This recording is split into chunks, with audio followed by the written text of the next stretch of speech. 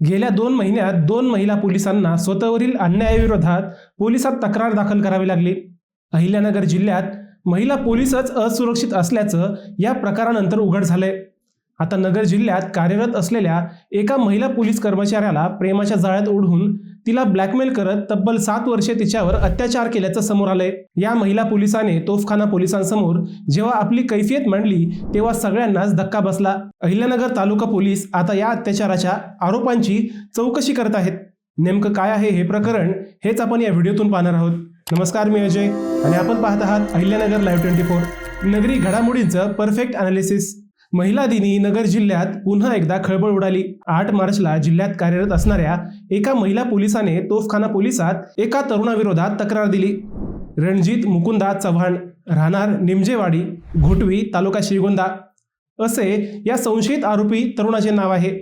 रणजित याने आपल्याला प्रेमाच्या जाळ्यात ओढले, लग्न करण्याचे आमिष दाखवले व त्यानंतर मार्च 2019, 26 फेब्रुवारी 2026 पर्यंत आपल्यावर वेगवेगळ्या ठिकाणी अत्याचार केला, अशी फिर्याद या महिला पोलिसाने दिली।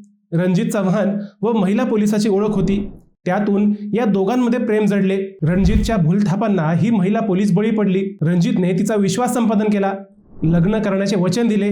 मार्च 2019 पासून रणजित व या महिला पोलिसाची जवळीक वाढल्यानंतर रणजितने या महिला पोलिसाला अहिल्यानगर दौंड रस्त्यावरील बाबुर्डी बेंद येथील एका हॉटेलवर नेले।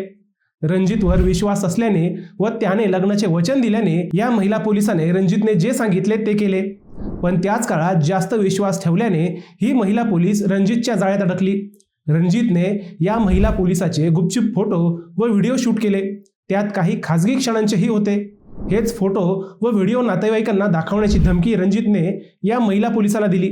नोकरीला असल्याने बदनामी नको म्हणून या महिला पोलिसाने सुरुवातीला रणजितच्या धमक्यांना घाबरत तो सांगेल तसे केले। ब्लॅकमेल करून रणजितने या महिला पोलिसासोबत वारंवार शारीरिक संबंध प्रस्थापित केले, असे या महिला पोलिसाने तोफखाना पोलिसात दिलेल्या फिर्यादीत म्हटले आहे। पोलिसांनी गुन्हा दाखल करून घेतला, मात्र सदरची घटना अहिल्यानगर तालुका पोलीस ठाण्याच्या हद्दीत घडलेली असल्याने तपासकामी तो गुन्हा अहिल्यानगर तालुका पोलिसांकडे वर्ग करण्यात आला आहे। यापूर्वी जानेवारी महिन्यात पोलीस अधीक्षक कार्यालयात कार्यरत असलेल्या एका महिला पोलिसानेही एक गंभीर फिर्याद दिली होती। एका पोलीस कर्मचाऱ्यानं पदाचा गैरवापर करत थेट संबंधाचा प्रस्ताव दिल्याचा तर एका खासगी व्यक्तीनं कार्यालय परिसरातच अश्लील वर्तन केल्याचा गंभीर आरोप या पोलीस महिलेनं केला होता।